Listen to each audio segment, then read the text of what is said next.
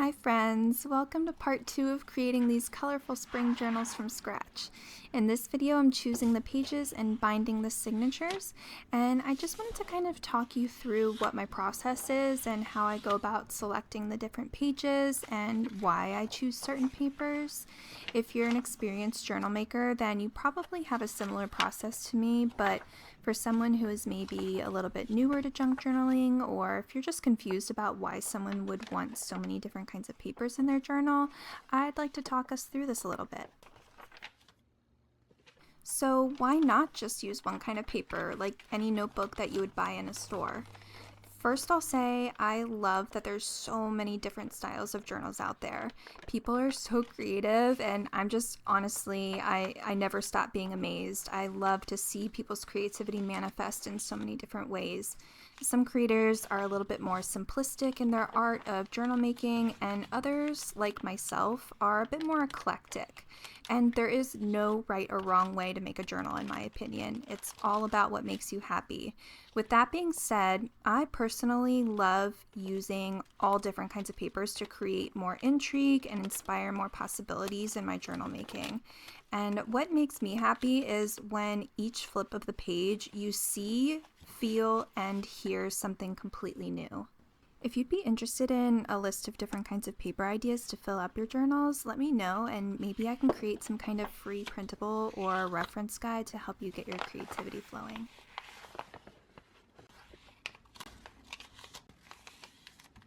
So what is my actual process of selecting the papers? There is no mathematical equation that I use, but I do like to have no more than usually one or two of the same paper in each journal. I'll usually start with thinking of how many signatures I want my journal to have, first of all.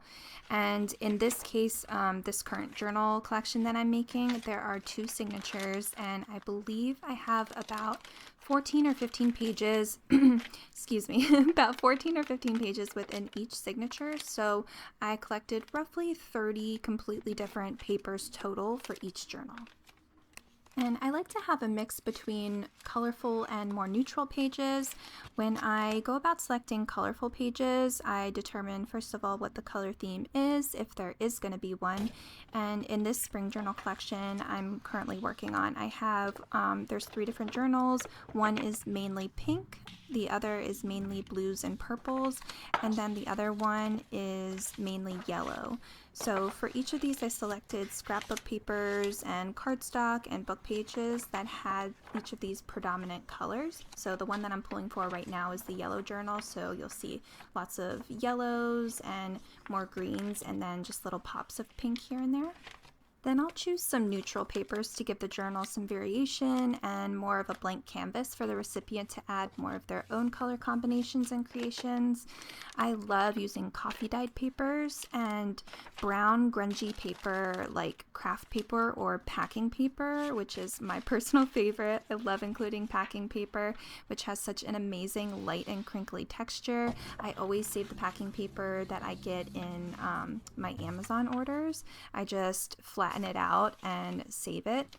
And lined notebook paper is great because it works for both writing or any kind of art, and even book pages that have illustrations or text are perfect because they can be kept as is if they're just really pretty to look at, or you can always cover them up or embellish them. There's literally no limits. Anything goes, in my opinion. Then once I have all of my papers selected, I'll start folding them in half. So first I'll use one paper and I'll fold it in half so that it's the exact size of the cover, and I use that as a guide for folding and measuring my other pages. So the brown craft paper that you see sitting there, that's what I'm using as my guide for this journal. So when I fold all of my papers in half, I make sure that they fall within that craft paper. And something fun that you can do with your pages, if you so choose, is to fold them in perfectly. I didn't do it so much with these pages, but you can create more variation if you fold the crease to be a little bit more angled and make the page kind of more cockeyed or cattywampus, or you can make the page shorter on one side and longer on the other. Again, fight the urge to be rigid. This was something that took me a long time to adjust to. I was a professional makeup artist for 12 years, and that industry is very cutthroat and very rigid, so it's taken me some time to adjust my thinking and allow myself to create more freely and imperfectly. Here I'm just using some tape and scrap paper to reinforce some of the pages that are a little bit more fragile or torn up. And as you can see with this page, I'm not trimming it, and I'm just going to fold in the sides to create a flip out page. This is a really good idea for someone who wants the extra journaling space, or the recipient could even tape it down and create a side pocket, or they can rip off that extra flap and use it on other pages in their journaling. Again, possibilities are endless.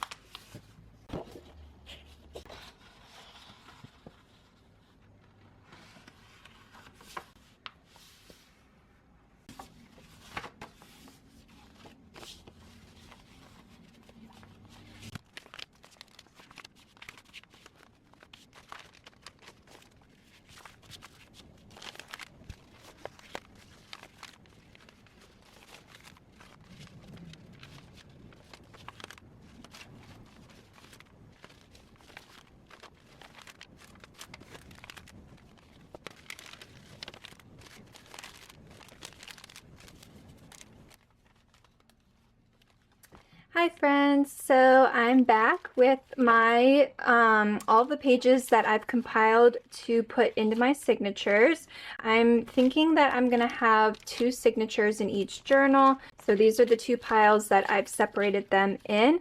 What I've done so far, I figured I would just come on here and talk because it was a little bit easier this way. So I just wanted to show you what I've done so far. I'm not going to do too much embellishing to the pages before binding them in. I just did a couple little things like made some pockets and sewed a little bit of detailing.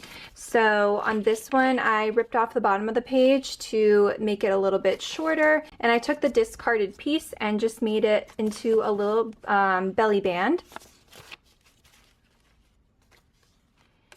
Then I took this little coin envelope and just chopped off the edge. So this will go into a signature and create a little pocket.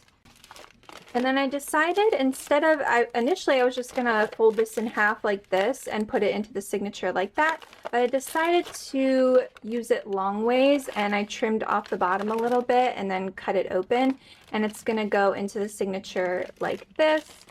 And then this will be a tall page with a little flip out here. I sewed a little bit around the edges of these pages just for a little fun detail, some pink thread. And this is just coffee dyed copy paper. I didn't do anything with this page. I just want to leave this as a little flip out page like this. So you could, the recipient could, you know, glue this down and use it as a pocket, or just use it as some extra journaling space. And then this one, this was a 12 by 12 scrapbook paper. So all I did was fold this up and then sewed along the edges to make these two pockets.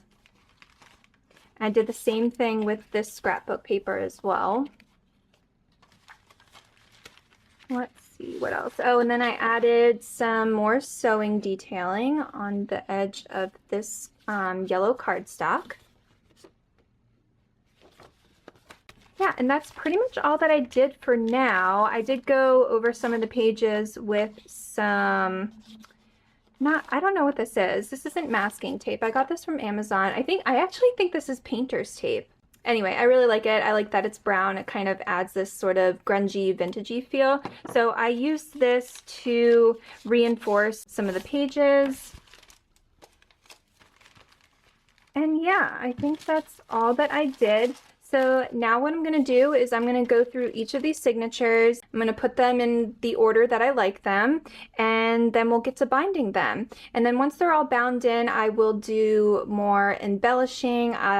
That's when I'll add some of the trims to the edges of the pages. I find it's a little bit easier for me to just do that afterward. If I want to, for example, if I want to add a ruffle to the edge of the page, I'll just sew the ruffle on its own, and then I'll attach it either with glue or I'll staple it on. I just find that it's a little bit easier for me that way and not so overwhelming. So anyway, I'm going to get to putting these into their signatures and binding them in, and I'll come back if I have anything else to say.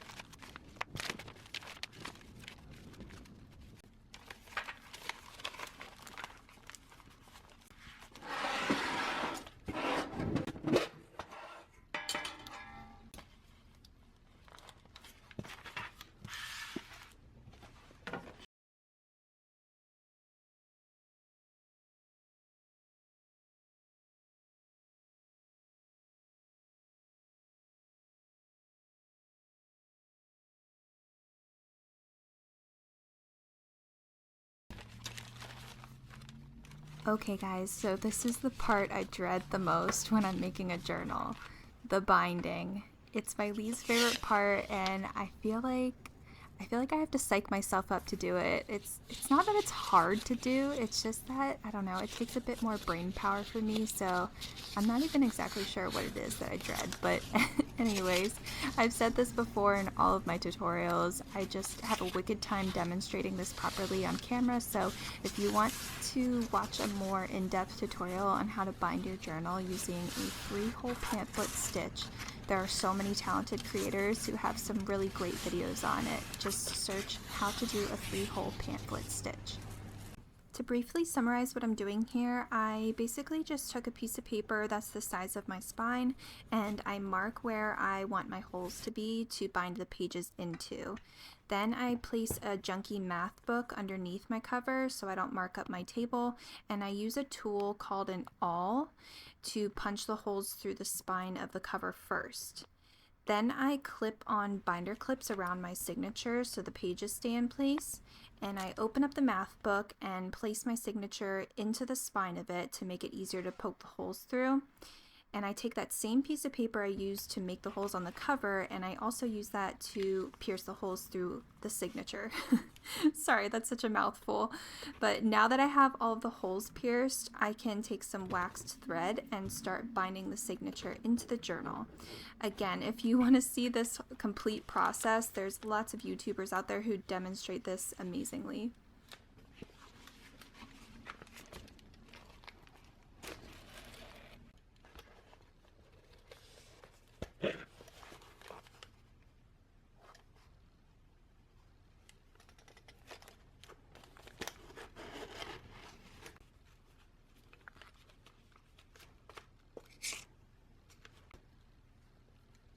So once all the journals are all bound up, all that's left to do, which will probably be the biggest and most time-consuming job, is embellishing and adding all of the little bits and pieces that will go into the journals.